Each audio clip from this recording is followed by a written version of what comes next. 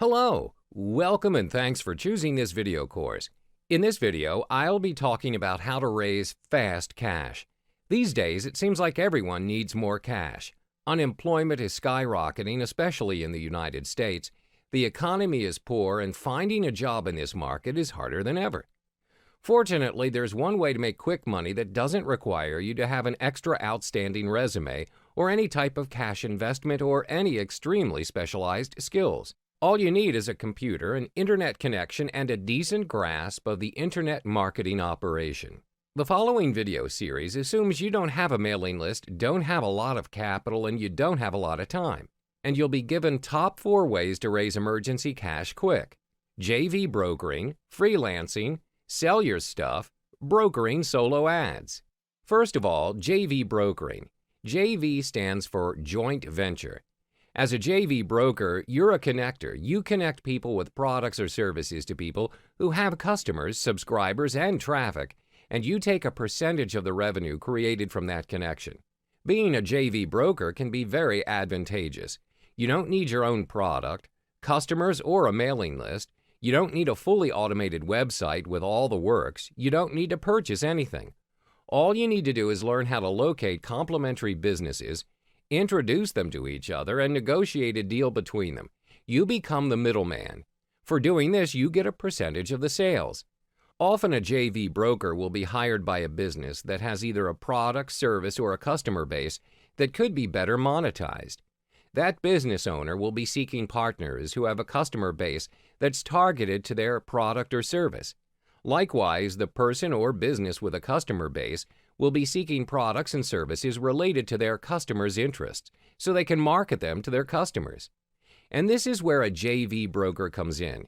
You'll be hired by either of these two partner types in order to connect them with each other to create successful and profitable joint ventures.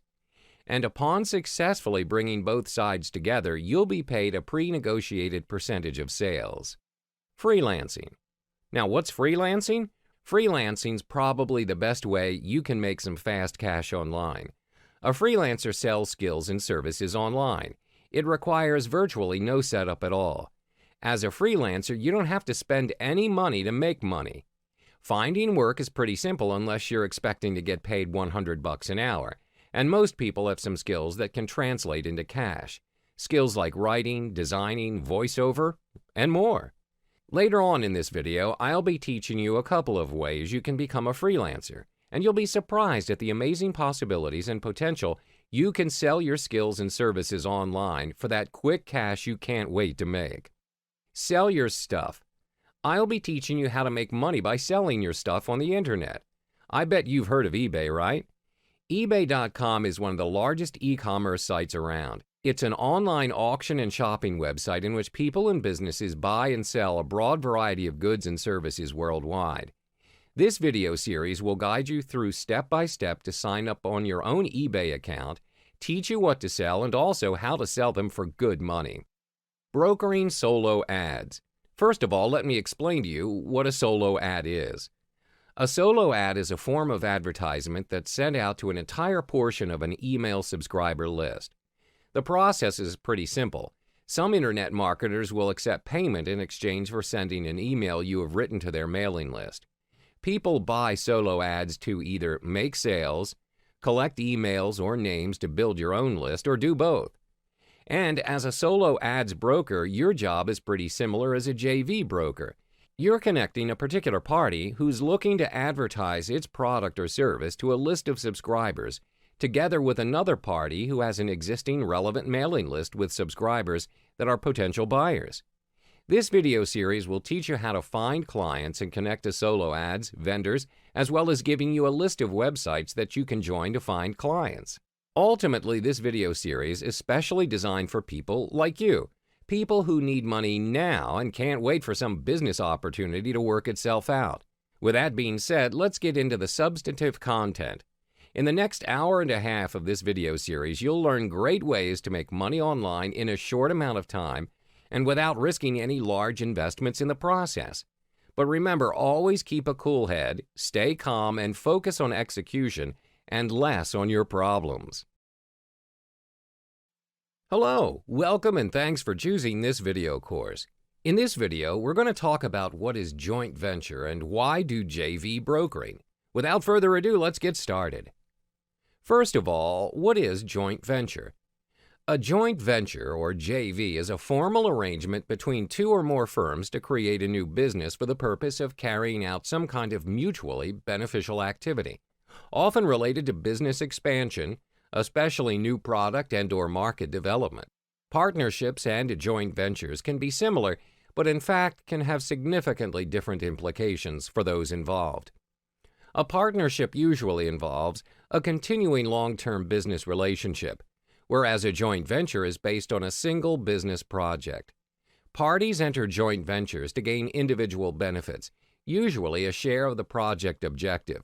This may be to develop a product or intellectual property rather than joint or collective profits, as is the case with a general or limited partnership. A joint venture, like a general partnership, is not a separate legal entity. Revenues, expenses, and asset ownership usually flow through the joint venture to the participants, since the joint venture itself has no legal status. Once the joint venture has met its goals, the entity ceases to exist. Joint venture marketing can prove to be extremely beneficial for almost any business owner. It's a great way to join forces with other businesses and build mutually beneficial relationships both within and outside of your industry. While there are a number of good reasons to consider joint venture marketing, there are three basic reasons that truly outline the main goals and purpose of every joint venture marketing opportunity. They include combining resources, gaining opportunities, and maximizing profit. Combining resources. When entering into a joint venture marketing agreement, one of the greatest benefits will be gaining access to additional resources. By partnering with another business or business owner, you'll ultimately be combining your resources to make this joint venture work. That means the possibility of more funds, more visibility, and thus more business. You will both especially benefit from sharing each other's lists, allowing you to instantly double, possibly triple your potential customer base. As an intelligent business owner and strategic marketer, you probably already know all too well the importance of a quality list and have the experience of building your own. A joint venture marketing agreement is a great way for the parties involved to take some of the work out of building a list and allowing more time to focus on building your actual business. Gaining opportunities. With joint venture marketing, you'll not only gain a strategic business partner, but you'll also gain business opportunities that you may otherwise never have had. For instance, combining resources may provide you with the opportunity to purchase more expensive advertisements, and more expensive advertisements may lead to a larger pool of potential customers due to greater visibility and distribution. You'll also gain the opportunity to reach members of your partner's list, a valuable tool and resource with built-in credibility. You'll have the advantage of reaching people that already know and trust your partner and/or their message. It's a domino effect. Just as one investment leads to another, so does opportunity. This may also be an opportunity to build strong professional relationships. Building relationships within your field with both clients and your peers is extremely important and a key ingredient to success. The more others trust you, the more likely they're going to do business with you, and that's an opportunity you never want to miss. Maximizing profit. The goal of every business is to make money, so by default, when you join two businesses together, the ultimate goal is, well, to make more money. By combining resources, you'll gain the opportunity to reach a greater audience. And when you reach a greater audience, you'll have the automatic potential to increase your customer base and maximize profit. You see, it's all interconnected, and you want to be successful, and so does every other business owner out there. So why not join forces to make that happen? Joint venture marketing gives you and your peers the opportunity to work together with a common goal in mind. Whether you offer complementary services or sell similar products, a joint venture marketing plan can and will help bring you and your partner success. JV brokerage is one of the easiest and fastest ways to make money online. Being a JV broker can be very advantageous. You don't need your own product, customers, or a mailing list. You don't need a fully automated website with all the works. You don't need to purchase anything. All you need to do is learn how to locate complementary businesses, introduce them to each other, and negotiate a deal between them. You become the middleman. For doing this, you get a percentage of the sales. JV brokering requires a deep network of contacts. They are, after all, the people who will make things possible. Without them, the idea, no matter how grand and rewarding, will most certainly sink before it could even take flight. Meeting people and building great relationships with them is a must for this business. Hence, good public relation skills are a necessity for anyone who wants to try this profession. JV brokering also requires a creative mind and a keen eye for the industry. Here are some simple steps you could take if you want to start out with JV brokering. Find possible JV partners.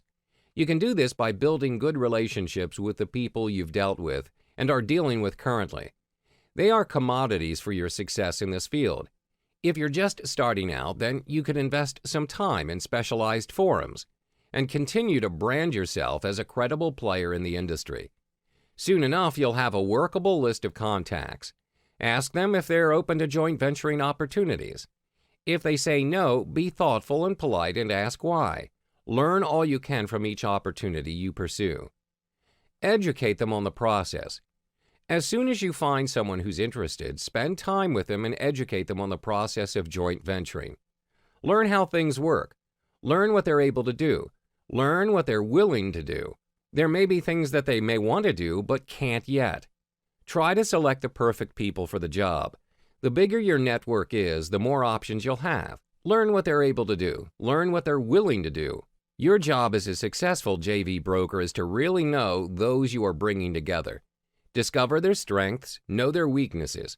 These will all play a very important part towards the success of each joint venture. Present to them the draft of your plan and invite them to hop aboard the joint venture you're planning. Once all the participants have been notified, try to present a fair and reasonable profit-sharing scheme that will make everybody happy. In conclusion, joint venture brokerage is a highly versatile business, which can be run on a part or full-time basis and can produce significant profits for those who take time to learn the necessary skills and apply them. Hello, welcome and thanks for choosing this video course. In this video, we're going to talk about how to structure your offer in JV brokering. However, before you get into structuring your offer, you might want to know what a JV partner often looks for. Let's get started. First and foremost, allow me to brief you on what's a JV partnership. A joint venture partnership with an established internet marketer is the quickest avenue to success for the novice internet marketer or for an individual who's created a product or service but has never done any internet marketing. Partnering with an established marketer gives a newbie instant credibility and access to the best market for his product, service, or idea. When approaching an established internet marketer with a joint venture proposal, an individual should realize that there are three main things that the marketer will evaluate when determining whether to accept your joint venture proposal. And here are the things that a JV partner will look for. Product quality. Product quality will be considered and looked at very carefully and from every angle. The successful internet marketer is not going to recommend an inferior product or service to its members of the list. It has put a great deal of time and effort into establishing himself as a reliable and dependable provider of information. An inferior product or service could undo all his hard work. Check what you're offering to make sure it's of highest quality possible and that it delivers what's promised. Market and demand. Market and demand for the product or service has been well established. You must have done your research and be able to prove to him that there is a market as well as a demand for the product or service you're selling. No matter how great your new buggy whip might be, there just won't be a market for it and no demand either. What you're selling needs to be relevant to today's marketplace. Sales letter. How persuasive your sales letter is written will be the final determining factor. Even if you have a high-quality product or service for which you have established that there is a market and a demand, if your sales letter is weak, the established internet marketer will not bother with you. And now we've come to options for structuring your offer. There are two options for you to choose from, which are 20% brokering fee and a one-time flat fee. You might be wondering which one to choose or which one's better for you. Don't worry, let me explain it to you. 20% brokering fee means that you ask for a 20% commission from every sale of the product or service. Of course, you can always negotiate on the percentage with your partners to achieve a win-win situation. But note that you are not the only broker. People always manage to find a substitute of you who would offer a reasonable price. Communicate with both sides of your partner to achieve a balance that makes everyone happy. Next is the one-time flat fee. This means that you only offer once with a flat price. However, we don't recommend this offer unless you're really desperate to raise money. This is because a one-time flat price doesn't offer a long-run benefit to you. You're only being paid once even when the sales are still going on. Hello, welcome and thanks for choosing this video course.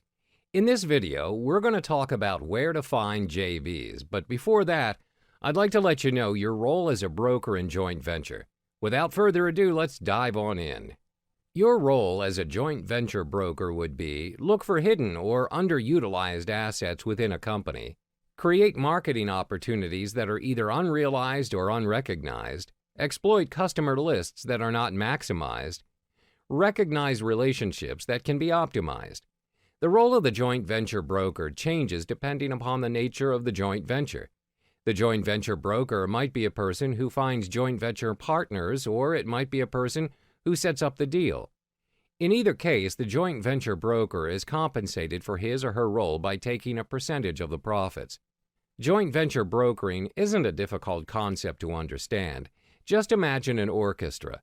Surely such an ensemble wouldn't be able to play marvelous music without the conductor, right? The conductor simply brings all the band members together and instructs them how to proceed with the masterpiece. The conductor doesn't have to play any musical instruments. He just needs a good working knowledge of music. The kind of joint ventures you can arrange are as unlimited as your imagination. A car dealer can offer a free dinner at a local restaurant to anyone who comes in for a test drive. Both the restaurant and the car dealer get more customers to come through their doors and add potentially to their customer list. The sporting goods store forms a relationship with the health club or gym, each sending the other customers for fitness and equipment purchases. The electricity company agrees to include an ad for an appliance dealer in its next billing letter, reaching every utility user in the region. The electricity company is happy because they reduce their cost of mailing because the appliance dealer pays a small fee for each insert. The appliance dealer is happy because they piggyback on the electricity company, gain access to all their customers, and with less cost than conducting a mailing from scratch. Joint venture brokering appeals to many entrepreneurs because it offers a way to earn really good money without having to create your own product, without having to set up and implement any marketing strategies. Although for some types of joint ventures, a knowledge of marketing is essential, and more often than not without having to invest anything financially. The joint venture broker essentially determines the type of resource the client needs and works with the client to determine what can be offered to joint venture partners who have those resources. The joint venture broker then works out how to present the offer to joint venture partners so that they see the offer as a win-win-win situation. The three wins are a win for the client, a win for the joint venture partner, and a win for the customers as well. Approaching potential joint venture partners in just the right way is vital to the outcome of the joint venture. The joint venture broker's role is to assist the client when trying to convince people who have never heard of the client to enter into a joint venture deal through a well-crafted joint venture proposal. The joint venture broker has already determined what a potential joint venture partner can gain from the deal. Having done their research, they know who needs what resources and how to find others to provide those resources. And now we've come to places to find JVs, and here are my recommendations: Muncheye, Launcher.com, Warrior Plus, JVZoo. Allow me to explain briefly each one of them. Muncheye is the most comprehensive IM launch calendar on the planet, used by over 3,000 of your potential affiliates and JV partners who are actively looking to promote offers like yours. However, the competition is huge, with thousands of launches appearing on Muncheye each year.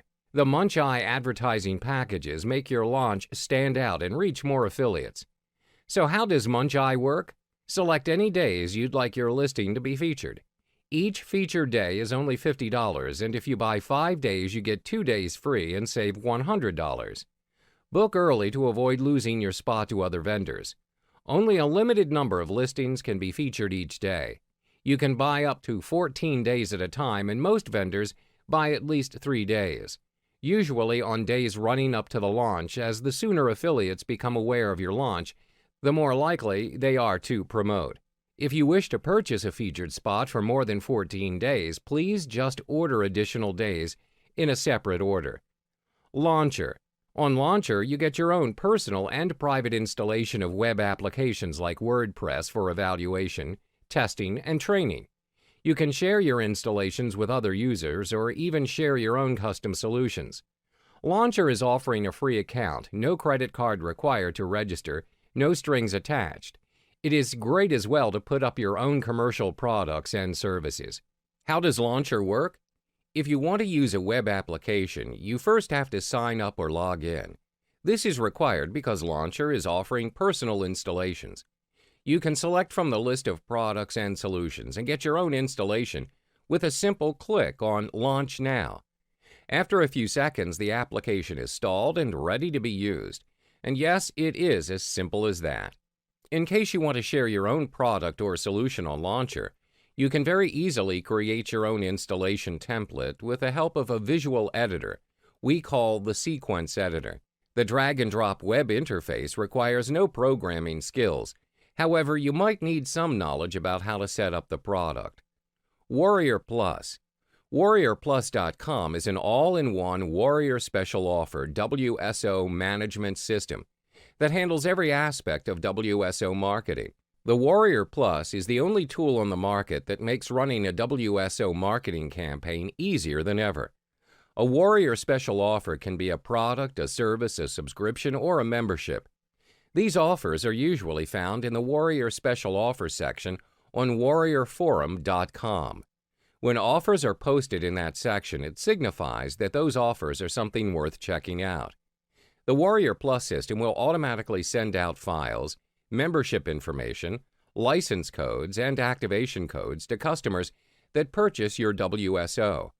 Within the Warrior Plus system, members can set up auto deliveries, update quantities, set quantity limitations, place Buy It Now buttons on their WSO page, and change the prices of their WSOs from an easy-to-use interface. Users can even base their price change on the quantity of sales that they have made. JVZoo. JVZoo is a marketing platform for digital products. They make it easier for sellers to promote, list, and sell their products, and give affiliate marketers some great digital products to promote. They have a huge marketplace with all sorts of digital products to promote. No matter what niche you are in, JVZoo has you covered. They have 21 different categories to choose from with hundreds of digital products on offer. JVZoo is for the makers of digital products as well as affiliate marketers who are looking to promote these products on their websites and blogs. There are many other digital marketplaces on the internet today, but I really like JVZoo. You might need to sort through their products to find a good one, but there are some really great products available on JVZoo. You will be sure to find something that would do well within your niche.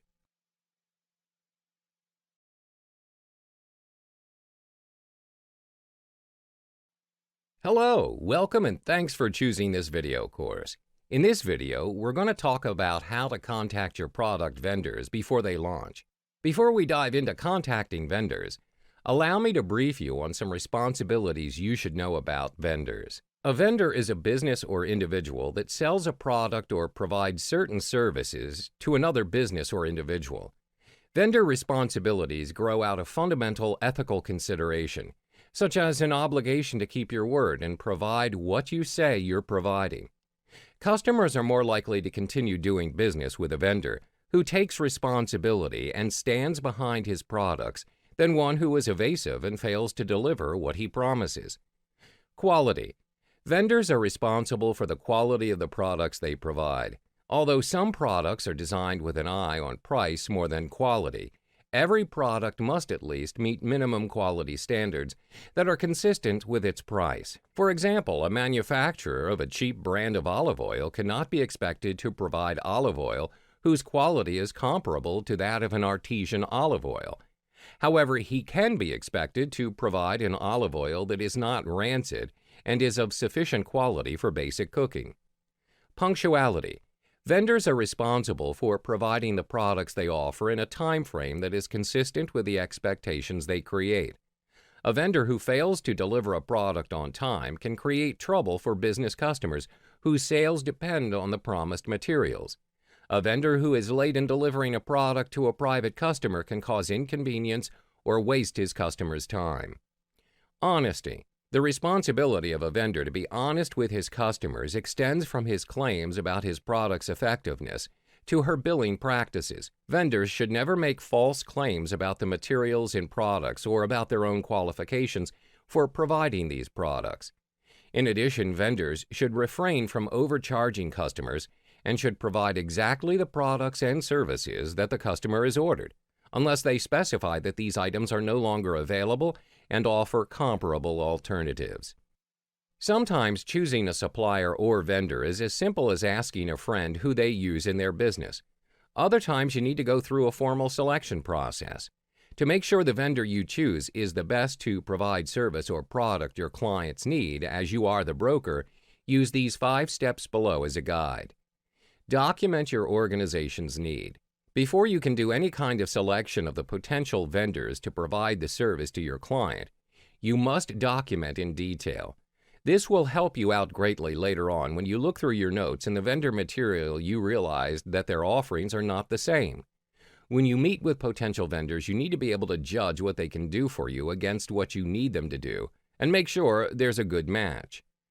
Identify the potential sources. Whatever service or item it is you need to provide, your best step is to do your own research and identify which organization seems to do the best job in supplying what you need. Once you've done that, contact each vendor by phone and/or by email and state your needs that you would like them to participate in your selection process. Understand that if this is a fairly small dollar item, they won't be too interested in going through a lot of effort and resource hours and dollars to acquire your business. Initial vendor discussions. This is where your potential service providers come to your site and present their offers, also to discuss how they are going to meet your needs. They need to sell you on why they are the best provider. Typically, it is ideal if you can select up to 8 to 10 vendors to participate initially. Weed out vendors. And now you might find out that several vendors just don't quite cut it. They have an offering somewhere in the ballpark, but based either on price or specifics of service, they're just not going to be able to meet your needs. This is where you weed those providers out. Final vendor round. This is the final chance for each of the finalists to make their offer stick and to win your client. Have a final discussion with them separately on price and their offerings. Now is the time you may want to get even more specific about your commission. You're looking for ways to pick the best vendor both in terms of price and service. I'm sure that you would want a win-win-win situation for both of your clients. Last but not least, let's have some tips on how to manage your vendors.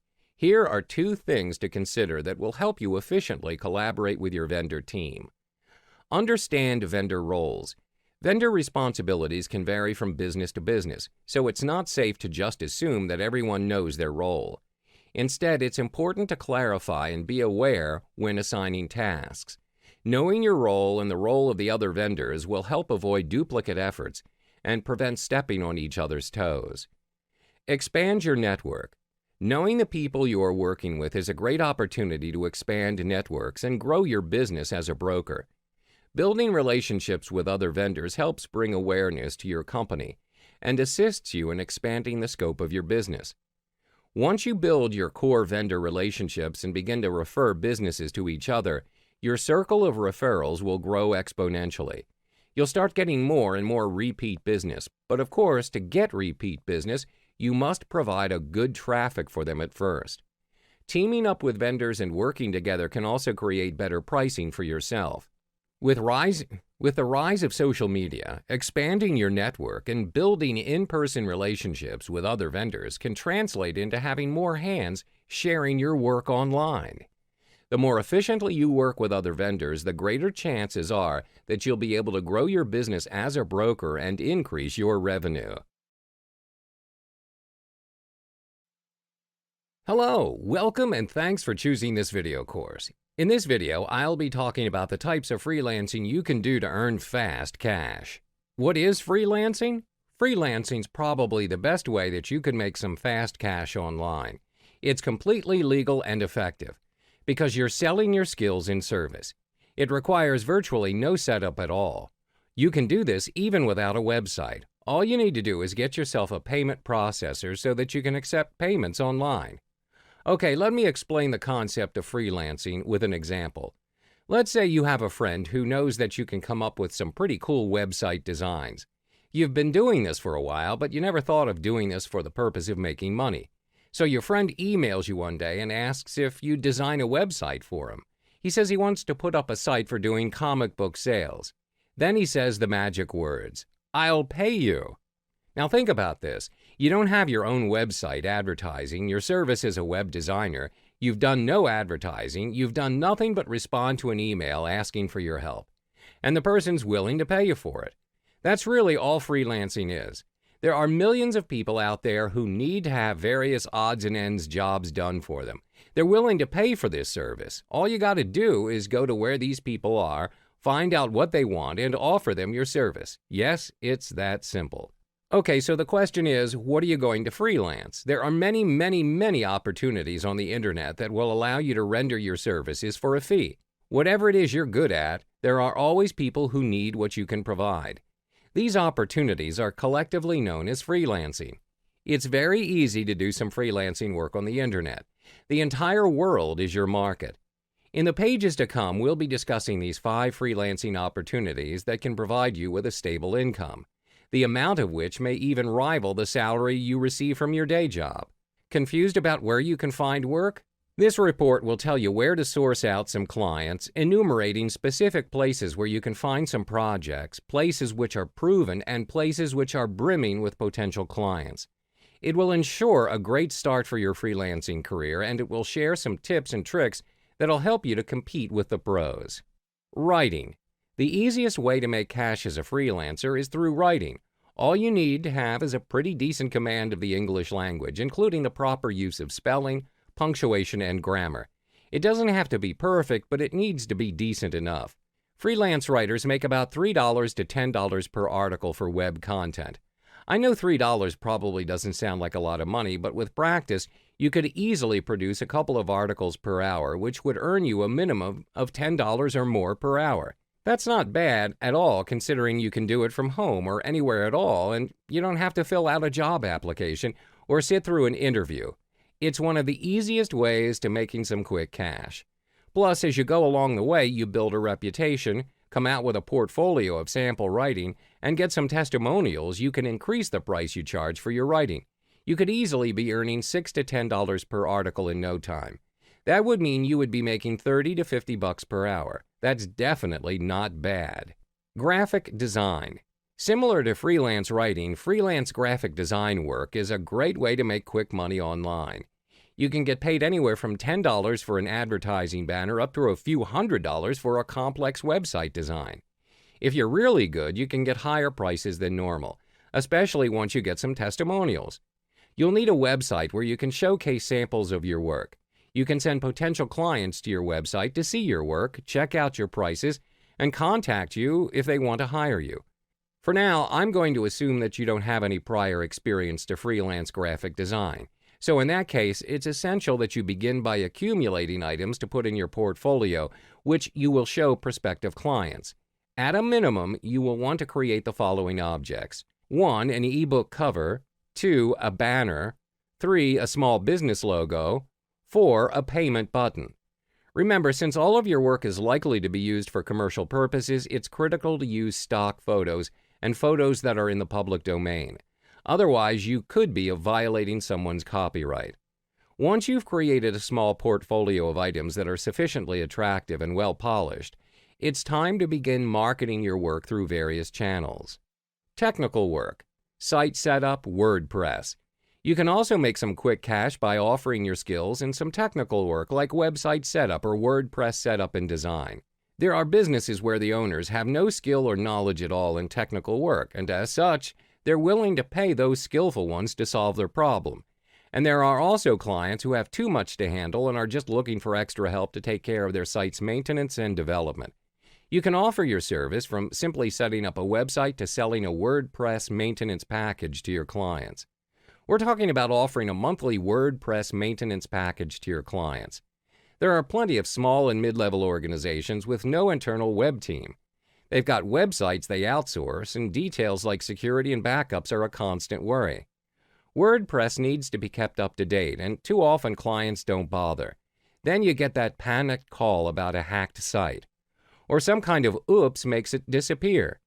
They want you to bring it back right now, but they never paid you to set up any kind of backup system. Or themes and plugins need to be updated, but that simple click breaks something and a client needs immediate help. You take care of the details and your client doesn't sweat it. To you, they're relatively minor issues, often automated and simple, but to your clients, they're business-stopping nightmares. Voiceover jobs are a growth industry now with so many websites wanting audio. For years, there's been a need for people to record audio for ebooks, videos, and more. You would be chosen for how your voice sounds, and you'd simply have to record a short script. This makes it a good side job for those who are looking for some fast, easy cash. The recordings can be done at home easily enough, and you're literally paid just to speak. As a voiceover artist, you can literally pick and choose your own hours. When you accept a voiceover job, you commit to doing the work by a certain time and date. All you have to do is have the recordings back to the company by that time and date. Apart from that, how and when you choose to do the work is entirely up to you. You can still work a day job and pick up voiceover freelance jobs to work on any other time. Getting paid for voiceover jobs can happen in a number of ways, but usually the money is simply deposited in your bank account and a set number of days after you've passed the recording over to the client.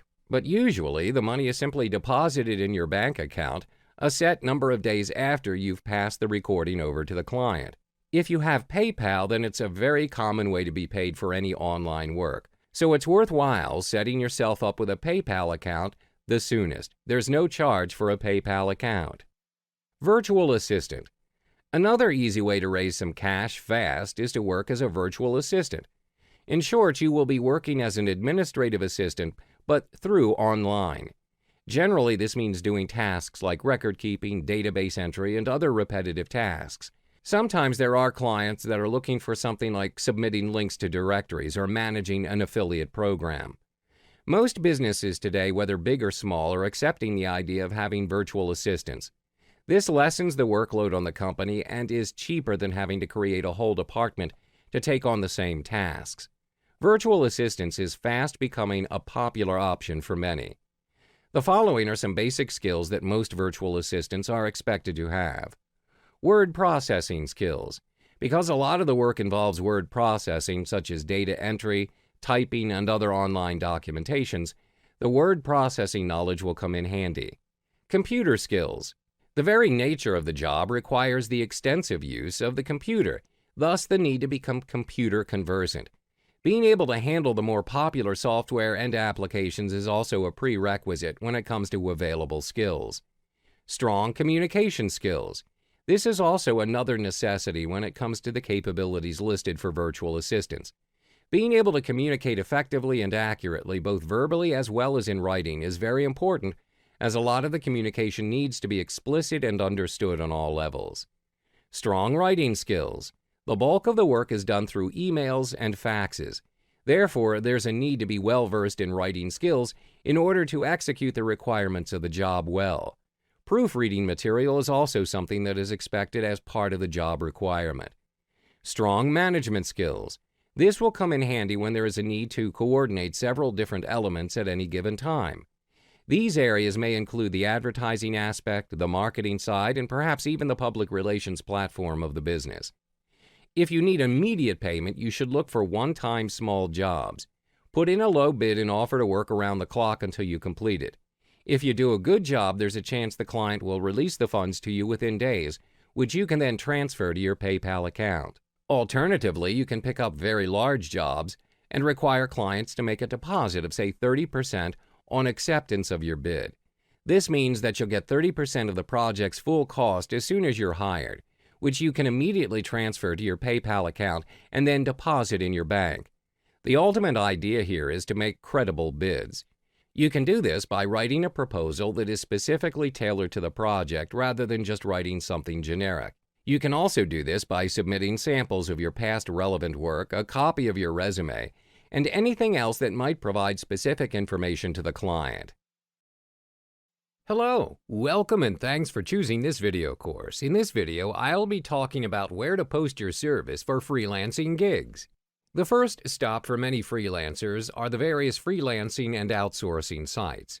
Here are some freelancing sites to try. There are quite a few of them you can try, but you'll be facing a lot of competition from all around the globe. Some people are writing articles for as little as 50 cents each on these sites. The quality is horrible at that price, but they still manage to get the work. Another great way to get work is on the various internet marketing forums. Here are some of the forums you can try to find freelance work. These forums are full of successful marketers who need freelance services. It can be pretty hard to find a good, reliable freelancer, so they'll be more willing to give you a chance. You can also get slightly better prices than you can on the freelance sites. Remember, don't go spamming these forums with offers. You'll need to follow their rules, and you may need to pay to post an ad to get business. But paying $10 or $20 is a drop in the bucket compared to the amount of money you can make from a single offer. But I'll be further explaining on two of the freelance sites specifically in this video course. The Upwork.com and Fiverr.com are the largest and most globalized freelance platforms where most freelancers and clients frequent and seek for freelance jobs and services. Upwork.com. Most freelance services like voiceover, graphic design, virtual assistant can be found on this site.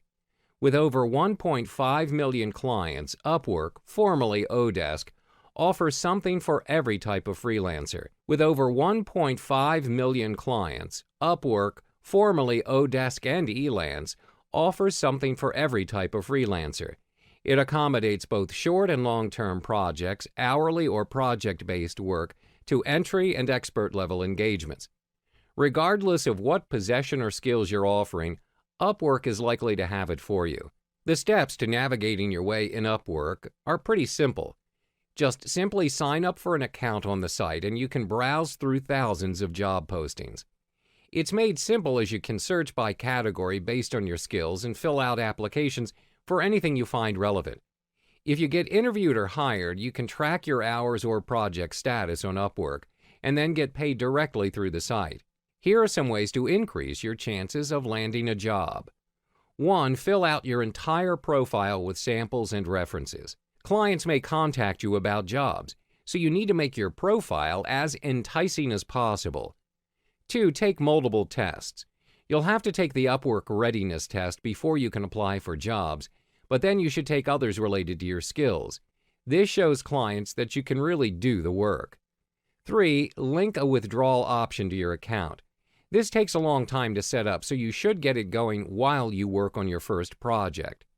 4. Include a cover letter for every job you apply to. Do the same just as you would do for a regular 9-to-5 gig. Explain your profession or skill. Fiverr.com is a good place to start to build your freelance empire. Sometimes looking for a platform to present your services can be the most difficult thing for a freelancer. Connection is all a freelancer needs, and Fiverr has created this platform for you. This is a place where everyone can be connected to search for the services they need. Fiverr is a marketplace where people can offer their services starting at a cost of $5. The concept of Fiverr is straightforward. As a seller, remember this 4-step procedure. Communicate with the client, accept the gig or send them a custom offer, deliver the gig, complete the order. How to use Fiverr? Fiverr is extremely easy to navigate and use. The website design is clean and clear that even first-timers can understand the concept easily in no time at all. First of all, signing up for a Fiverr account is free of charge. Go to their website, then click on Join to sign up for the account. As mentioned, enter your email and set up the password. Or you can connect Fiverr to your Facebook or Google account without creating a new account. The whole process is extremely easy. It's not necessary to fill in any other information unless you want to customize your profile manually. After that, you'll receive a confirmation email from Fiverr. Activate your account through the email. Once you've completed the activation, you can start selling on Fiverr. Aside from that, you'll need to have your own PayPal account. PayPal is the main payment method that is accepted by Fiverr. If you already own one, link it to your Fiverr account. If you don't have one, it's time to create one. Don't worry about the fee. Remember, PayPal is free. Hello and welcome. Thanks for choosing this video course. In this video, I'll be talking about how to get clients to hire you as a freelancer. Now that you've locked down the types of jobs you can do and where to offer your skills as a freelancer, it's time to teach you how to get clients to hire you. This is usually where people make their mistakes and ruin their potential of getting hired. You can't just sign up on any freelancing sites, respond to a job request and say, "Hey there, I can do that, hire me." You need to present yourself in a professional manner, and you must make the initiative to contact them first. Don't just sit around and wait for clients to come to you. Every freelancing site may have their different ways of processing your job application, but they all have something in common: your proposal or offer. Whether it's done through the site or responding to an email or anything else, you're going to submit a proposal to the person looking to hire someone for the job. So that's the first thing I'm going to cover. Keep in mind that there are so many different types of freelancing assignments. So I'll have to keep this as generic as possible because there's no way to write a proposal that fits perfectly for every type of job there is out there. So listen to the following proposal and adapt it to the job that you're looking to apply for. A normal job description you might come across on freelancing sites would kind of read like this: looking for somebody to write 10 articles on internet marketing. Topics desired are as such. Must be at least 500 words each. Please submit your qualifications and your rate. And this is how you should respond professionally.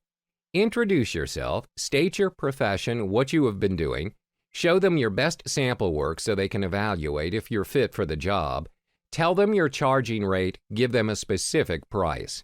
If you're very confident with your skills and want to make sure they're willing to hire you for your rate, you can include the below reasoning to convince them that your work is worth that price.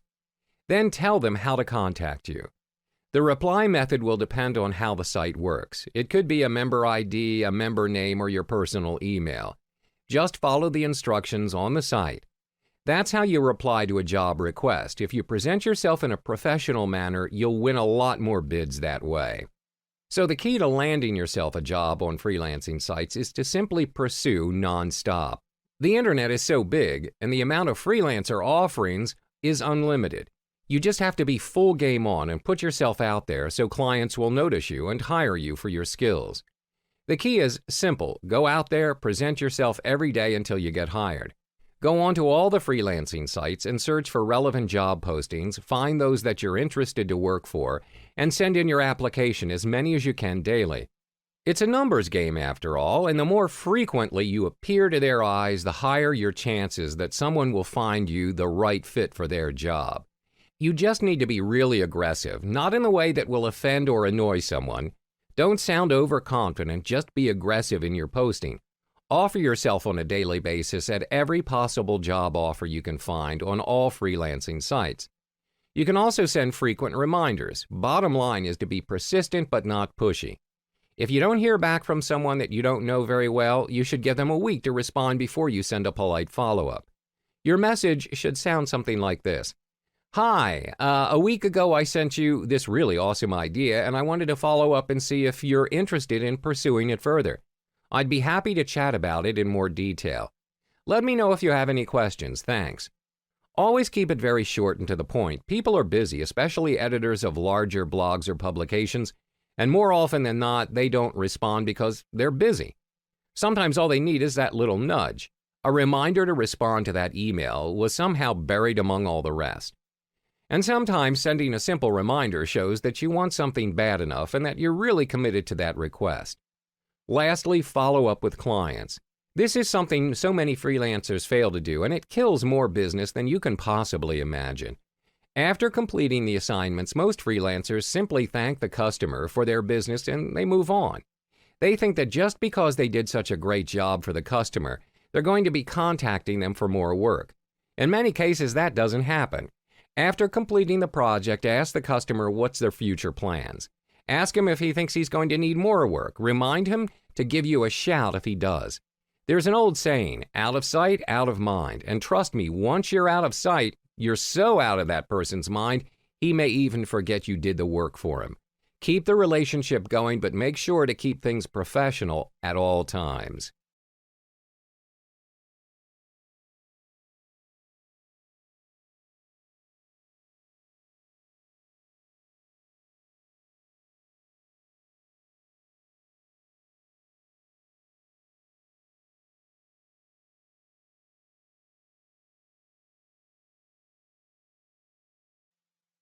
Hello, welcome and thank you for choosing this video course. In this video, I'm going to guide you step by step on how to set up your very own eBay account, as well as your eBay store. When it comes to setting up your very own eBay account, it's as easy as setting up your own social media account. Before we jump into setting up your eBay account, there are two types of accounts that you need to know of from the start, which is the personal account and the business account. There are two means to determine if you should go with a personal or business. If eBay is all new to you, start with a personal account first. If your business blooms, you can consider stepping up into the business account without any loss of previous transaction history. If you already have an established retail or online business, you can straight out go for the business account. That being said, if you start your very first online business and you've decided to opt for business account, make sure your business is set up legally. That means that you register your business name with your state and abide to the state's law regarding sales tax collection. Compared to business accounts, there are several advantages to it. If you have an established company, you can register using your company name, which would be displayed in all communication with your buyers, such as invoices and emails. If you're based in countries under the European Union, you can provide the value-added tax (VAT) percentage to buyers when you list up your item. Additionally, you can receive net invoices for the selling fees from eBay by providing eBay with VAT identification number. Other than that, there will be tax advantages, but it's best to check with your accountant or your legal advisor. You may still be asking yourself, should I still register as a business account? There are several simple factors to determine if setting up a business account is the right path for you. If your business model is based on what's listed below, it's a good thing for you to start up a business account so that you can sell items that you have bought to resell, sell items you've produced yourself, sell a large amount of items on a regular basis, sell new items that you bought but don't use personally, buy items for your business. Now, if you have determined which account to use, let's kick things off with your seller account. Please ensure your key information such as name, address, and phone are correct. Other than that, there are two aspects that you need to specify as well, which are selecting your automatic payment method for paying your seller fees and eBay money-back guarantee reimbursements. On the home page, there are links to sign in or register. Left-click on Register to begin setting up an account. This will take you to a screen where you're required to enter your personal information. You will be required to key in your email twice and a password. Once you've done that, you are required to key in your first and last name followed by your phone number depending on which country you're based in. Click to continue to head back to the home page, or you can customize your own username or choose from the names suggested below before you proceed to save. To sign up for a business account, click on the Business Accounts section below. You will be directed to this page where you're required to fill up your business information and business contact information. Next, we'll be entering the verification code shown above, which is a 6-digit number. Left-click the box icon beside I agree to the following to indicate that you have agreed to the user agreement and privacy policy before clicking continue. To change your account from personal to business, scroll to the top left bar and hover to pop up the Account section and select Account Settings. On the next page, click Edit to change the account type. Key in your business name and proceed to complete the process by clicking Change to Business Account. eBay offers 3 types of selling features for you to manage your sales, and they are accessible from your eBay account page. My eBay. My eBay helps you manage individual sales, and it's exceptionally useful for beginning sellers. The selling tool is practically free, and it's already a default tool under your eBay account at the selling section. Selling Manager. Selling Manager helps you handle multiple sales in less time. Through this tool, you can manage listings, track sales, and perform common post-sales tasks such as handling feedback, email, payments, and shipping. There are no fees required, and you can subscribe to it for free. Selling Manager Pro. Selling Manager Pro handles a bigger volume of products and sales to save time, and it includes the entire feature from the default Selling Manager, plus the capability to automate common sales tasks, track inventory, as well as storing reusable listing templates. Upon subscribing to the feature, you will be given a free 30-day trial for first-time subscribers before a monthly subscription is charged for $15.99 to your eBay account and will appear on your monthly invoice. To fully utilize and manage your seller's account, it is best to change your default My eBay tool to the Selling Manager tool, as it helps you with streamlining and optimizing the way you can sell your items. To subscribe to the Selling Manager, scroll to the top left bar and hover to pop up the Account section and select Account Settings. Click the Subscription section and you will head to this Feature Picture page and scroll to eBay Selling Manager and click to subscribe to Selling Manager. This is the Selling Manager subscription page where you can choose your subscription level between the free version and the pro version. Once you've confirmed choosing the Selling Manager, which is free, proceed to the Continue button to confirm the changes. After you key in all your personal details, you'll need to determine an automatic payment method for your selling fees. You may be wondering, what is a selling fee? Basically, anything you're selling on eBay, you are required to factor a certain amount of fee depending on what kind of item you're selling. Your selling fee essentially is used for enlisting selling items into the list. If there is any chance you'd like to change your payment method, it can be done at any time by following the method here. 1. Go to My eBay. 2. Click the Account tab. 3. In the Payment Methods for Seller Fees section, click the Change Automatic Payment Method link and then make your selection. 4. Follow the on-screen instructions. Moreover, you can also make a one-time payment option which allows eBay to collect your selling fee from your credit card or bank account, only when you choose. You can choose from one of the following payment methods. 1. PayPal. 2. Direct debit. 3. Credit card. That being said, you can make your one-time payment, which is a manual, non-recurring payment option, where you authorize eBay to collect a payment from your credit card or bank account at any time by following the method below.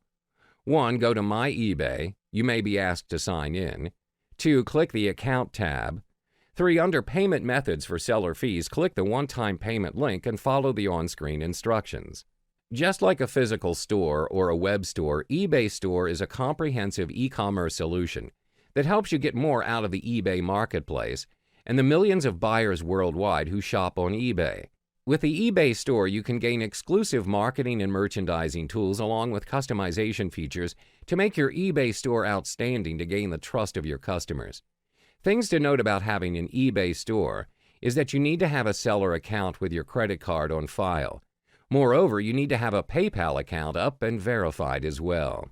After you've successfully opened up your eBay Store, you should be prompted to subscribe to the eBay Store by choosing a subscription level based on your personal needs. When it comes to deciding which to subscribe to, the basic store is the best option if you are new or inexperienced with online business. Moreover, if eBay is a new platform for you to conduct e-commerce business, it's best to choose the monthly subscription to test out the market before considering using eBay as a long-term online business site. Once you've keyed in your desired store name, click Continue to proceed to the order page details before proceeding to confirm your monthly subscription to the basic eBay store. Hello, welcome and thanks for choosing this video. Now that you're all set with setting up an eBay account, the next big step is finding the products to sell. Generally, anything is sellable on eBay, but of course there are certain items that are prohibited in eBay. There are only 3 simple steps to determine what product you want to sell. 1. Do your own research on the market segment that you're interested in. 2. Look for manufacturers or wholesalers that can reliably dropship products for you. 3. Choose several viable products to sell that conform to your selected niche market. That being said, these 3 steps are highly significant, and it's best to follow them through instead of skipping them. When it comes to conducting research, you need to have a careful planning and research at each step. In doing so, you can easily avoid most of the common pitfalls of dropship selling. Dropshipping is basically acting as the distributed sales force for manufacturers and wholesalers who either cannot or don't wish to act as retailers. All you have to do is being a virtual distributor, whereas the rest of tasks, such as handling the physical order fulfillment and shipping, are done by the manufacturers. To kick things off, you should start with a select few items that you have carefully chosen so that you won't find yourself in an overwhelming position with auction fees before you even actually start selling anything. Furthermore, it's easier for you to evaluate the feasibility of each item on a small scale before you start expanding towards other products.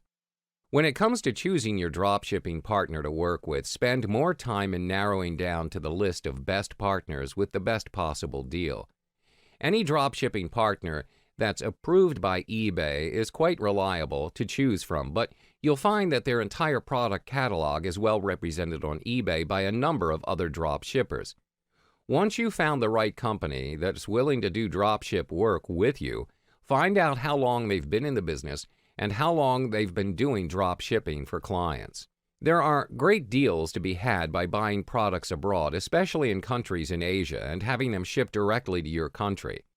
There are setbacks, of course, like dealing with foreign countries due to international shipping and custom regulations, but generally most eBay dropshippers suggested avoid using foreign suppliers entirely. The least you could do to offset your compromises is look for special deals with foreign partners, but limit the bulk of your goods to domestic wholesalers.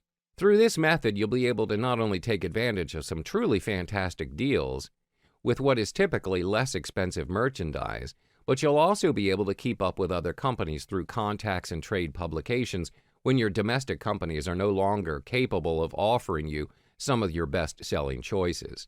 Basically, there are only 2 basic types of source for drop-shipped goods: manufacturers.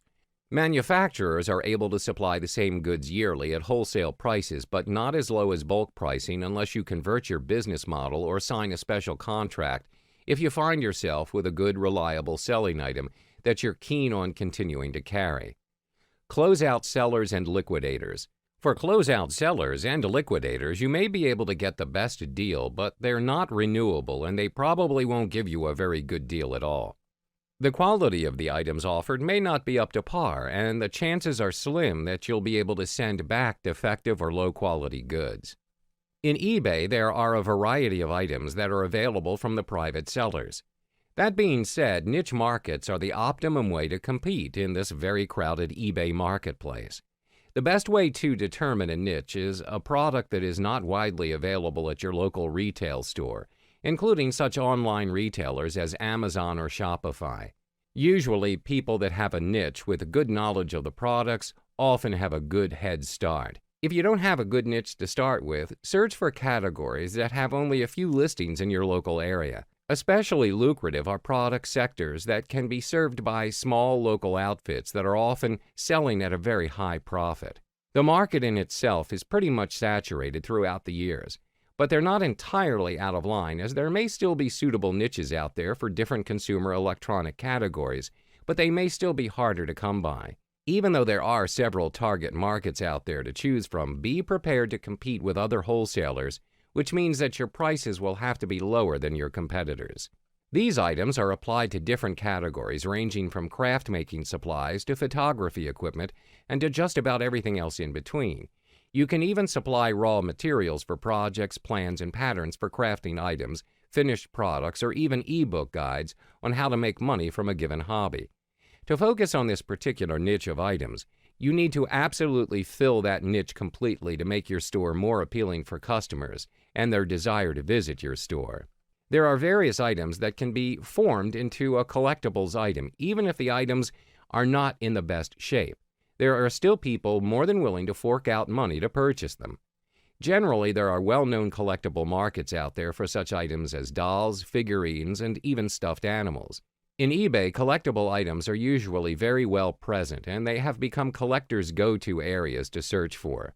This is generally the go-to option for drop shippers, since many trades have a very specific niche for the materials and tools. Furthermore, there's a high chance to have a specialized trade publication that is highly valuable source of information about wholesalers and manufacturers that could have gone through with local distributors that charge an excessive amount to carry the manufacturer's unique product. If you take the opportunity to contact manufacturers and inquire about the dropship opportunities, you may find yourself in the chance to serve markets that have single distributors that they have overlooked even without undercutting their pricing. Not to be confused with the media from the local or international media that delivers news to the public. Media refers to items such as books, movies, and music that are sold on eBay. This niche, especially electronics, is pretty saturated, but there are still specific niches out there which can be pretty uncommon, especially in countries that do not have access to it. Dropshipping on eBay has become a staple technique in eBay, and it's in your best interest to try this method out. Hopefully, this guide will help you with determining what to sell on eBay through dropshipping. Good luck!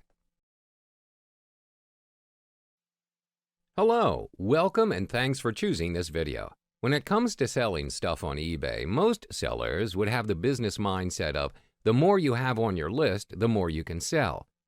What you didn't know is that there's more to eBay than meets the eye. There is so much more you can do with eBay instead of selling stuff from your own list. That being said, let me share with you several strategies that you can do to sell stuff that you don't even have to entirely own it to sell it out. Perhaps one of the most basic ways and the most applied way of making money on eBay by sellers, which is selling collectibles, antiques, and memorabilia in specific categories on eBay for the highest market prices. Generally, any eBay seller out there that sells collector's items is usually well versed with what they're selling because it could be their hobby or interest. This is the part where you should start, and that's where you will make the most money using this strategy. Do more in-depth reading in your field to widen your knowledge and get as much good reference material and price guides as you can. Now, if you have sufficient knowledge and experience in the items, what can you do to maximize your income selling antiques, collectibles, and memorabilia on eBay? If you're listing items for sale using eBay's provided selling form, you're actually losing money here. What you should do is get an eBay listing software and save each listing you make. Through this method, when you're ready to sell the same item or similar item again, all you have to do is press a couple of keys to list. Check out Shooting Star software now to list auctions and track post-auction management, which is available at this site, www.foodogssoftware.com. This software allows you to save every listing on your hard drive, and it includes free auction counters. Moreover, this software allows you to make unlimited listings, not just on eBay, but on other e-commerce sites as well, such as Amazon. There are various softwares out there today for you to try out ever since auction selling has become popular in the internet. Generally, any software company out there will offer 30 days before you have to buy or register, which is good. There's also software out there that is offered free, but the features certainly cannot be compared to paid software. Now, that being said, search and try out the software and see which one complements well with you. When I state how to sell stuff you don't own, what it really means is selling other people's stuff, such as antiques, collectibles, or even other eBay sellers' items for a percentage of the hammer price. You can handle tasks such as determining the best photo to use, creating the descriptions of the listed item, handling the transaction, and shipping process. To earn back the effort that you put out, you can charge for 10 to 20% or more of the hammer price after cutting down the eBay fees. You can use the net listing where the owner says to you, all I want to get out of this sale is $50. You can keep whatever you get over that. The low minimum bid method may not work in this situation, and you'll probably require making it a reserve auction or kickstart the auction at $60, that's 50 plus 20%, with no reserve.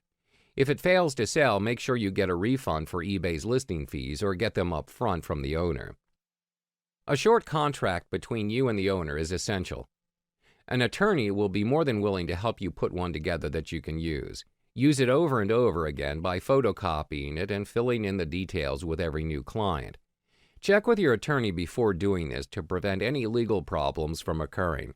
There shouldn't be many problems with doing this, and there are people out there who practice it and make lots of money not just for himself but for the clients as well. It's pretty much a win-win situation between you and the owner. All you have to offer is your technical expertise, and the owner provides the merchandise. It's as simple as that.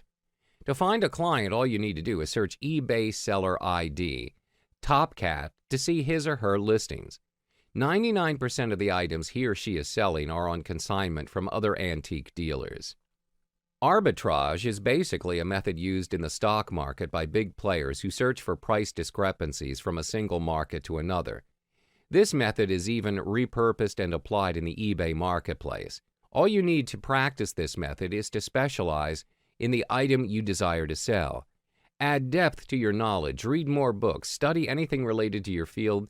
That way you see the item, you understand all the features from top to bottom compared to other sellers out there that provide an overview explanation or a description of the item. From there, you can turn around and sell the item on eBay Gain for a nice profit due to the fact you fully understand its true value, comprehensive description of the item, better quality pictures with various angles of the item, instilling great confidence to the bidders that you know what you're selling. That's basically what eBay arbitrage strangle is. What you should do to take opportunity of the eBay's market on the buying side of the trade. Create a list of search items that will help you seek out items that you're interested in. Take, for instance, when you search for a limited edition gaming mouse. Always have a list of terms in a text file on your computer, and all you have to do is copy and paste the keywords into eBay's search window. When you're coming up with a list of items, use terms that a person who's familiar with what they have listed would use. For example, the limited edition gaming mouse, search on limited edition glow-in-the-dark mouse. Always make your search terms obvious. Once you've found an item that you know you can make a profit out of it, bid early and enter the highest bid you're willing to pay. Do not ever go back and enter another bid. That's a straight path to losing your money. If you get it at your preferred price or better, good. If not, the item goes beyond your highest determined price, just forget it and move on to the next item. It's very easy to have bids on 50 to 100 items at one time. If you win 10 or 20 out of 100, you're actually doing very well. When it comes to searching for certain items that are not sold at retail stores, your best bet is to look for it at the local auction house or during an online search. That being said, let's look into what kind of places you should keep an eye out. Yard sales, a great place to buy cheap and rare items. Generally, you don't have to spend much time looking for auction merchandise at yard sales unless you're looking to buy conventional items. Rummage sales, similar to yard sales, but they are run by NGO. Charitable fundraising sales and auctions. These sales are run by volunteers of an organization who are trying to raise money. Most of the items are donated to the organization, or the items are priced and tagged before auctioning. Estate sales, usually conducted when the estate wants to get rid of old items to pay off outstanding debts or just to cash in the items. The Salvation Army, reasonable place to look for eBay merchandise, and they are reasonably priced occasionally. Used bookstores, generally when certain books do not make any sales and they're just eating up storage space while trying to stock in new books, store owners would usually sell it for below the market price. This is a great opportunity to snag some books that are highly sought after in the market if you have knowledge of it. Mail order sources. There are various booksellers and glass dealers and other antique dealers out there who would only do business by mail. Get on as many mailing lists and ask for as many catalogs as you can. There will always be bargains from time to time, and it's generally worth getting the catalogs even if you never buy anything, because they offer important market information and description of the items.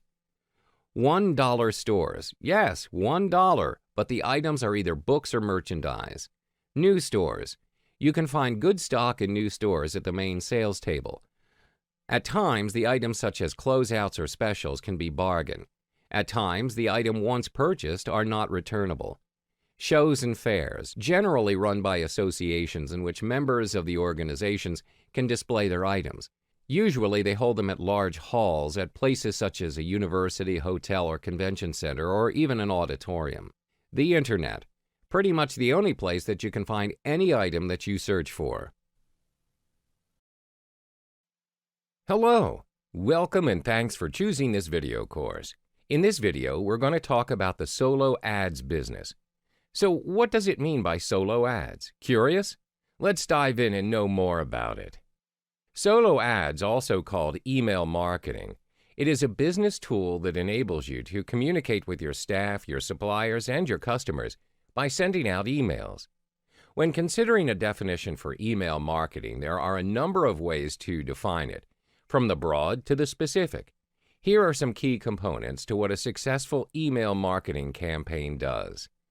Direct mail, emails that are sent directly to current and potential customers.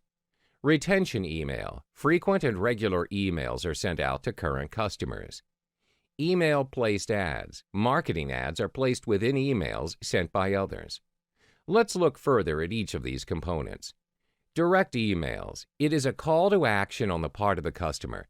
Let's say you receive an email from a business. You may or may not have heard from them, and you may have never signed up for any of their email lists. Businesses can obtain these lists by buying them. Either way, the business sees you as a potential customer and wants to entice you with a good deal. You may even have done business with them before, and they want to do business once more by offering something you might be interested in, or a better deal than before. The purpose of direct emails is to be promotional. They might offer you a product or service, or they ask you to sign up for something. Potential customers are more likely to get these types of emails. Retention emails. Retention emails are the equivalent of printed newsletters. While still promotional in nature, retention emails attempt to retain customer loyalty by offering the customer something. This could range anywhere from coupons to up-to-date news on the latest products. These types of emails are sent out on a regular basis. It could be a weekly or monthly basis, but usually the business tries to send out emails weekly to retain customer interest. Email-placed ads. Another way to do solo ads is to get some advertisement space with another email.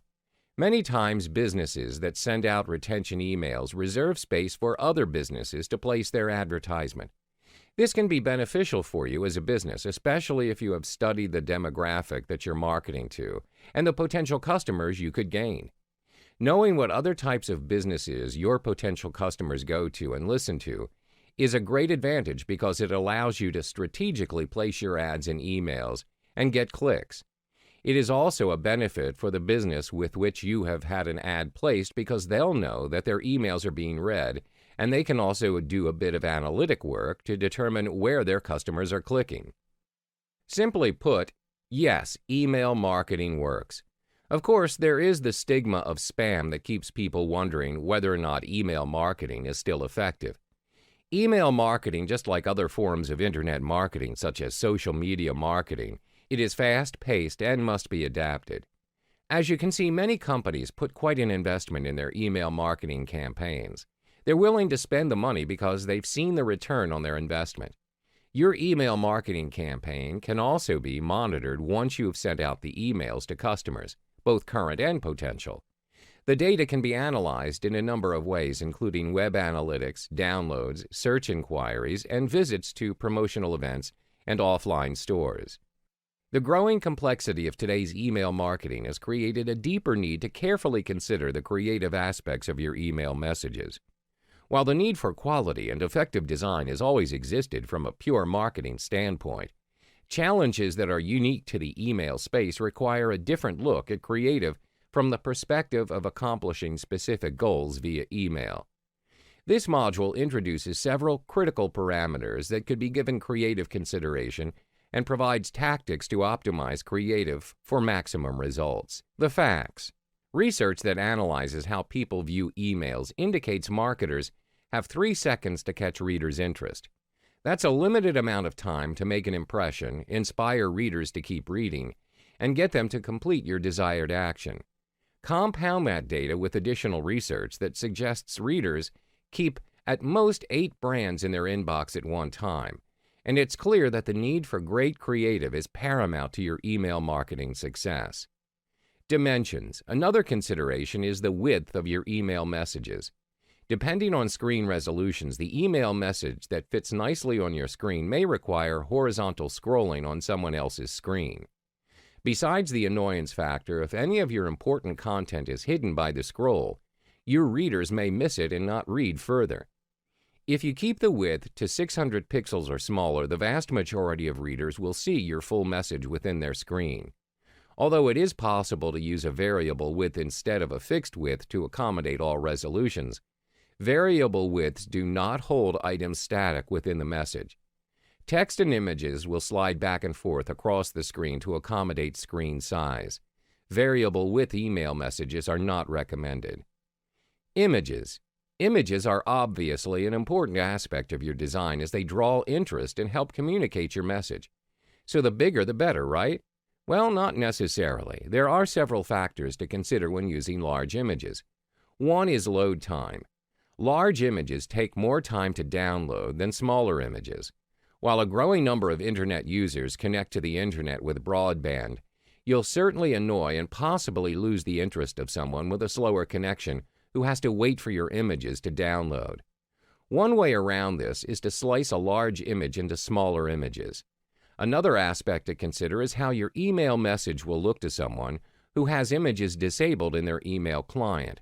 If you don't have any text above the fold and your reader has images disabled, all they will see when they first open or preview your message is a large gray box. For readers to even view your message, you're relying on them to take an action and enable images to be downloaded.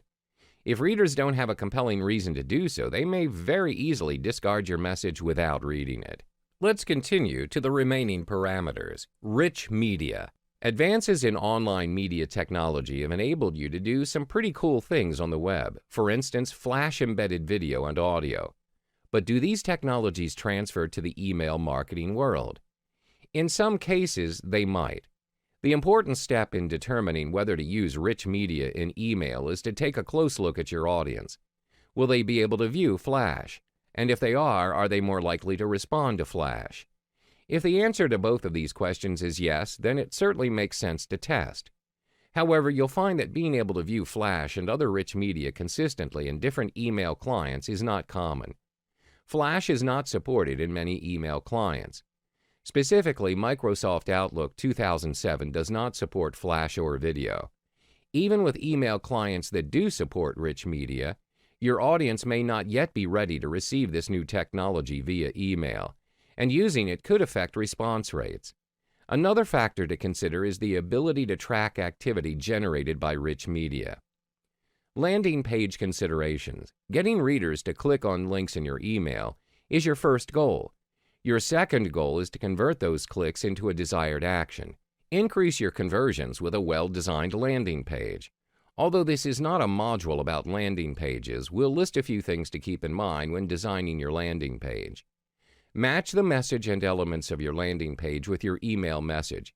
For best results, repeat the headline from your email message at the top of your landing page. This gives visitors a feeling of familiarity and comfort. It tells them that they've arrived at the right place. Create a single path to your offer. Your landing page needs to be designed to prevent visitors from wandering away from the path you want them to take. Therefore, eliminate unneeded elements, such as links to other resources, navigation bars, etc.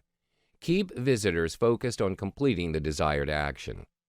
Viral opportunities. A recent survey by Sharp Partners found that almost 90% of adult internet users share content with others via email, and the respondents are forwarding frequently. 3 out of 5 said they shared content at least once a week, and 25% reported doing so even more frequently. Encourage your readers to do the same by providing a clearly visible "Forward to a Friend" button in your email. The most common placement for this is the top right corner. If your emails are business-to-business in nature, use "Forward to a Colleague." This also allows you to track how many people are forwarding your email and to know who your top supporters are. Optimizing email creative is both an art and a science. It should also be a never-ending process. Our best recommendation for optimizing the creative for your email messages is to take a close look at your messages and try to implement a few of the areas noted. After you've made some changes, track the results and optimize a few more areas. It's better to make progress in small, manageable steps than to wait and plan for a long-term change that never comes to fruition. If examined on a regular basis, email creative can be a major contributor to the growth and success of your email marketing efforts.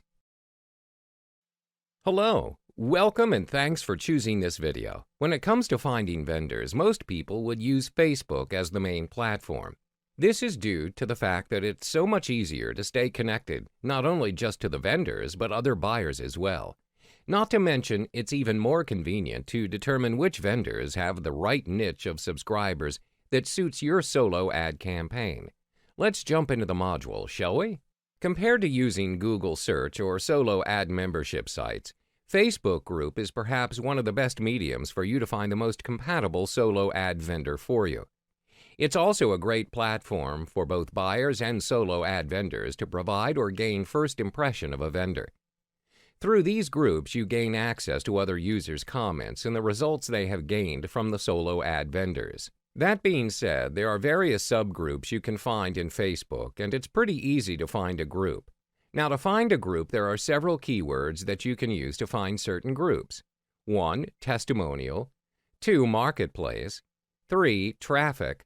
4. Traffic directory. 5. Group. 6. Tested. 7. Online market. These are the select few top keywords that are used to search for solo ad groups. Even though there are various groups to join, there are two things that you need to keep an eye out for. Firstly, to determine whether the group is still active or not. This is to ensure the group is still consistently getting updated from other members about solo ad vendors regarding feedback and status. Generally, smaller subgroups are the ones that potentially end up losing steam and go inactive. But it's best to check the group's latest posting through the timeline section. Secondly, go through the timeline posts to see the posting environment. What I'm trying to say is that any drama or conflicts being posted, spam or irrelevant posts, and toxic negative comments. If any of these issues are present in the group, it's best to move on and find the next group. Generally, most groups with administrators or moderators would do their job to moderate the group, and that's a good group to join in on. Even though most of the testimonials posts are positive, a majority of the posts are mostly done by other solo ad vendors and not the buyers. It's widely practiced by new vendors if they want to build reputation the fastest and easiest way. Chances are their list may even be similar to other vendors out there that help out each other as well. Generally, it's not a bad thing, but their list may become saturated instead of being a niche list of subscribers. If you're aiming for a niche list of subscribers, look for new vendors as their lists are not saturated with other solo ad vendors. You can easily determine it by their testimonials, the quantity of their sales, or even their referrals. That being said, you can still opt for mainstay vendors, especially those with positive reviews from various people's testimonies. I can't exactly point out each and every group due to the fact that there are tons of Facebook groups out there to join. The least I can do is recommend several groups that you should join. Solo Ad Testimonials, one of the groups with the highest amount of members, with over 26,000, so it's easier for you to find the right vendor that suits your niche. Other groups such as Solo Ads and Ad Swaps and ClickBank Testimonials are part of the groups with higher amounts of members, reaching over 10,000 as well. Even though groups with high amount of members could potentially widen your exposure for your ads, the results may still vary depending if the subscribers are compatible. If you're looking for a close-knit group with group members that only have over several thousand members or less, it may prove to be fruitful to you if you manage to get the right vendor. Check out Solo Ads Empire if you're looking for a private group instead. Besides looking for the right groups and vendors, the most important aspect when being part of a group is to abide to the group's rules and regulations. When it comes to posting, always follow the format that's been regulated for member posts, and only post certain content that is allowed depending on the group, such as testimonials or buying clicks only. Moreover, any post that requires in-depth details, such as funnel clicks or clicks banked, is required to be stated. Furthermore, always ensure the group rules regarding posting certain unrelated posts, such as clicks for sale, bank clicks, or affiliate links, is allowed or not. When it comes to post frequency, find out how many posts are allowed in a certain day or time frame to determine if a member is considered a spam or not. But posting for members are only limited to a single post per day. Last but not least, check any vendors that you're interested to conduct business with, either through the administrators or just checking out their blacklisted members page, just to ensure the vendor is not a scammer or a fraud. Hello, welcome and thanks for choosing this video. Have you ever thought about where and who I can choose the solo ad vendors? Most of the time, people would usually opt for the top solo ad vendors, but in fact, the proper way to find the best solo ad vendor is the one that suits you. So, without further ado, let's start our module. When it comes to finding the right solo ads vendors to help you with email advertising, chances are you'll find yourself not getting the results you expected to find. In this case, most of the time, you'll realize that the promises that the vendors provided are not 100% certain that they would deliver. With the growing trend of using solo ads, the market's pretty much filled with various solo ads vendors, which are either new or old. Moreover, the policy's pretty much conducted through advanced payment for their services, with no refund policy. And in this case, assuming your solo ads did not work out, you'll find yourself losing a whole lot of money.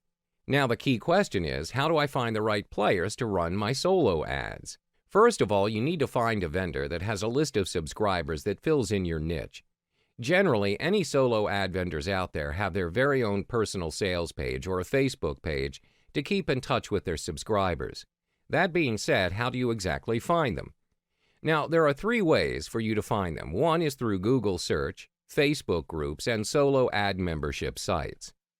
With Google search, you could search for your niche plus solo ads. Even though it takes 1 to 2 steps to finding a solo ad vendor, it still isn't recommended to rely 100% off the top 3 search results and what the vendors offer from their sales pages. The second method you could try is Facebook groups. Similar to Google search, just type in solo ads in the search field and you'll find them. Compared to Google search results, you'll see that the Facebook groups results shows that the solo ad vendors are testified based on the Facebook group community members. This is one of the best ways to gain results on how good the vendor is with his or her subscribers. The third and last method you could try out is solo ad membership sites. There are various sites that you can sign up for, whether you want to buy, sell solo ads, or do both. You can try out solochecker.com, which is free, and you may just find yourself several top vendors suited for your business there. Most of the vendors offer solo ads at an affordable price compared to their actual price shown on their sales page, and most of the time they can deliver the clicks at the same day within several hours. Now that being said, the results may affect traffic you'll get, and it's quite hard to stay in touch with the sellers before booking your solo ad. Moreover, there are chances that the vendors at Solo Checker will not stick around with the business in a long-term basis. Additionally, there will be blacklisted vendors there that conduct fake traffic, so it's best to check through all the essential details with any particular vendors that you do so desire to conduct business with. Another site that you could consider is the Udemy.com site, which you can buy and sell solo ads. Moreover, Udemy, they offer ad swaps and clickbanking services, which is a great thing if you already have a list of subscribers. Most important, always be wary when searching for solo ad vendors and check through all the necessary details. The trafficmonopoly.com, which is a relatively new site, is also a good choice to search for solo ad vendors. You can even get good discounts from premium solo ad vendors as well. Compared to other membership sites, they have a contract with over 90 top solo ad vendors, and you can get a lifetime for only a single payment, which is a great benefit. This is a crucial step to ensure the solo ad vendor is legit and still active, as it has been known there are fake solo ad vendors out there, as well as inactive ones. There are several aspects that you must look into before you could come into a conclusion if the vendor is good. First, are those testimonials legitimate or fake? Are they from their sales page or through Facebook group posts and comments? Most important is checking out the video testimonials, as they're not exactly an easy way for vendors to fake those. Secondly, are the testimonials old or recently updated? Has anyone ever received sales? What are the terms and conditions? Can you use your own email swipe? Lastly, do they add new subscribers to their list daily? Now, when it comes to contacting solo ad vendors, there are only two aspects that you need to go through to decide if he or she is the right vendor for your business. First and foremost, always use their preferable way to contact them. Usually, they would have contact info listed at the bottom of their sales page. Generally, solo ad vendors prefer to get contacted through Skype messaging, which is a really good way to converse in real-time conversation without the need to waste time waiting for a reply, be it through email or social media chat messages. The second aspect is to ask questions. Just like conducting an interview, the three main points that you must cover is their speed of delivery, cost per click, and their tier type traffic. You can find the answer to these three main points at their sales page. If they don't, feel free to ask them. Always ask questions that determine if the solo ad vendor is suitable to help out with your business. This is to ensure if the solo ad vendor is able to accommodate to your solo ad campaign as well as your outcome for how many subscribers and front-end sales you'll gain. Now, that being said, it's best to get subscribers that are highly engaging into your mailing list. 1. How long have you been in the business? Similar to ice-breaking, you may come to understand more of his business background, as well as solidifying how long he or she has been in business, as well as his or her credibility. 2. Who is on your list? This allows you to come to understand if their list of subscribers actually complements your business or not. Cover all the specific details to ensure that his or her subscribers are the right market for you. 3. Did your subscribers double opt-in? This question will give you an indication whether his or her subscribers are responsive or not in terms of opening their emails. 4. Is your list built on paid traffic only? Assuming you're also running your own list of subscribers, if the solo ad vendor subscriber list is identical to yours, there is no other reason to run a business with the same traffic source. 5. Will my offer suit your list? Similar to question 2, but instead this question is directed towards his thoughts if your solo ad is compatible to his or her list. This is to build up more insight and perspective before you kickstart your solo ad campaign. 6. Do you add fresh leads daily? This is to determine if the vendors have added in any new leads into their sales page. Fresh leads that are added regularly will be able to prevent a saturated traffic. 7. Will you send to your list only? This is to reaffirm that the vendor's lists are actual people that would click to the email. 8. Do you use rotators? A very important question. This is to determine if the vendor is actually running any script that would redirect your original link to a different solo ad buyer landing page. 9. Will you send my swipe or your own? To have an even concrete proof that the vendor is not using a rotator, this question is to ensure the vendor is using your swipe, which you could sign up to their list. 10. Can I see the swipe you're going to use? I follow up to the question number 9 if the vendor does not show his or her swipe. This is a red flag for you to avoid buying from them. Chances are the vendor's not answering your question number 8 honestly. If the vendor shows you the swipe, you can improve the subject line of the first email in your sequence and landing page headline. This is to meet their expectations and use similar or exact words. Hello, welcome and thanks for choosing this video course. In this video, I'll be talking about mindset conditioning on how to raise emergency money. There are just a few things that you might want to tuck in the back of your mind for your freelancing productiveness. These are some aspects on how you can work with your mindset conditioning to ensure you do not experience burnout in the process of working to raise emergency money through freelancing. Having to raise emergency money. I know that you're either in a rather tough financial situation now or you're just out there wanting to get some extra cash. Regardless of your purpose, you should emphasize on being calm and less desperate. Your attitude affects how good or bad you will perform, and your performance will determine your results. What you believe in and how you feel strongly about things will influence the way you react to them. Having a positive mindset means acting in a positive way. For example, you send out 10 applications and got 10 rejections today. The same thing happens tomorrow. On the third day, you'll expect rejection again, and this belief will create a future of failure because you hang on to that losing attitude. It will form a psychological effect where you're expecting it to happen before it really does. Positive thinking really works wonders. When you feel good, you work well and create better results. It's like a giant wave that gives you only the good things in life. While you cannot avoid negative feedback and rejection, you can look at these objectively and use what you learn from it to keep on target. You learn fast from these failures so you can succeed faster. You just need to stay calm and continue hustling. It will eventually come to you. Like I mentioned before in the earlier video courses, freelancing is a numbers game. You just have to hustle hard in getting yourself out there to appeal to clients to hire you for jobs. When you first start off, it's nothing you can do to gain immediate project credibility as compared to other experienced freelancers. So if you want to compete, you have to do it along other margins, namely price and completion time. If you can offer lower prices and fast delivery times, there's a good chance you'll get selected every once in a while. Another important thing to keep in mind is that you will not be selected for most of the projects you bid on. In fact, when you start, you can expect to get rejected at least 75% of the time. Don't use this as a reason to give up. Instead, continue to post on all projects that seem reasonable given your skills, and get comfortable with the idea that you won't always be selected. As you complete more projects and get more feedback, your acceptance rate will improve. So when you start making money, save some to eventually build a real business. You can make some good money through working freelance. When things start to go well, you'll be making some money, probably way more than the emergency cash you wanted to earn initially.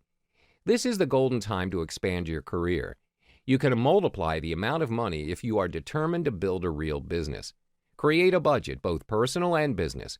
You can seek advice on the expenses that people typically have freelancing in your area of interest and use that as a basis. Then save up accordingly. Build up a big fund to start your own business. If you follow through your budget planning and make serious cuts in your spending, along with diligently saving some money, you should now have a nice surplus of money coming in each month. Don't be tempted to spend it. Instead, sock it all away into a savings account. In fact, do it automatically. Instruct your bank to automatically transfer a healthy amount each week into a savings account on your behalf. A lot of freelancers start out small and eventually grow into working their very own business. The reason is simple, because they can and they make money. Freelancers work the same way as any other office workers. You work in front of the computer as well, sometimes even longer hours than normal office workers.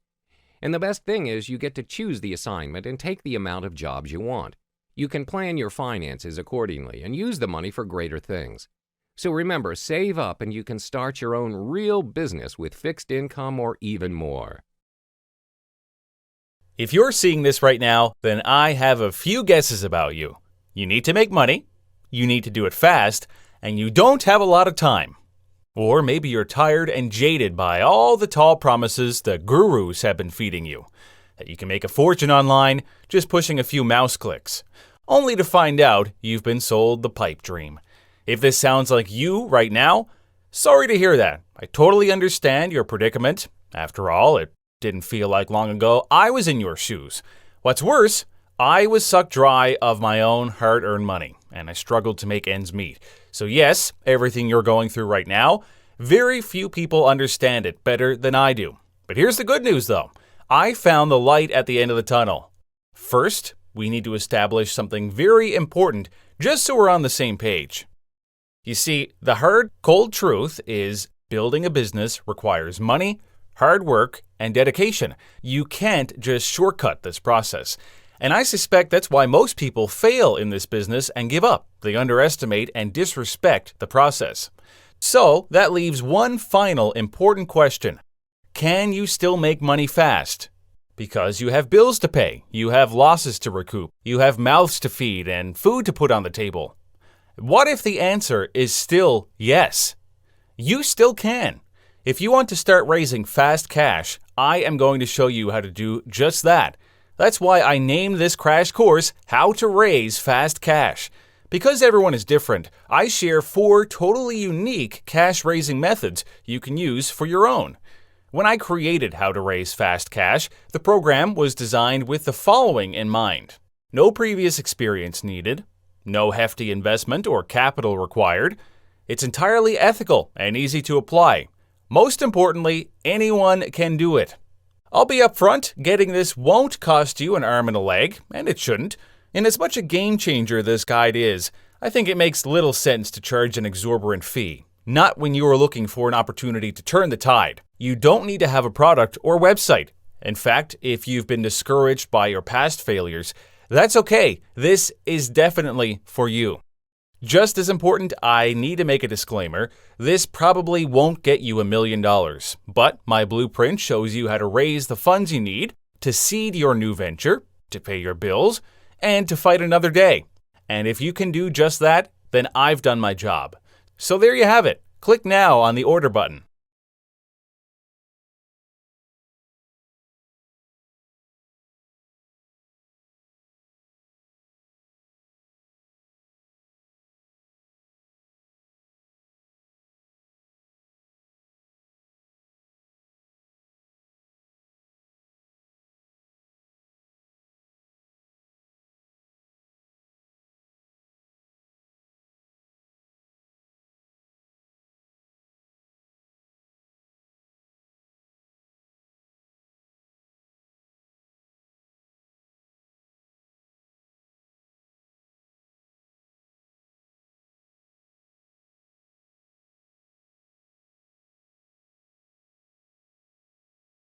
नया सवेरा लेकर जग में सूर्य देव जब आते हैं, सृष्टि का अंधकार मिटा के नव जीवन दे जाते हैं, नव जीवन दे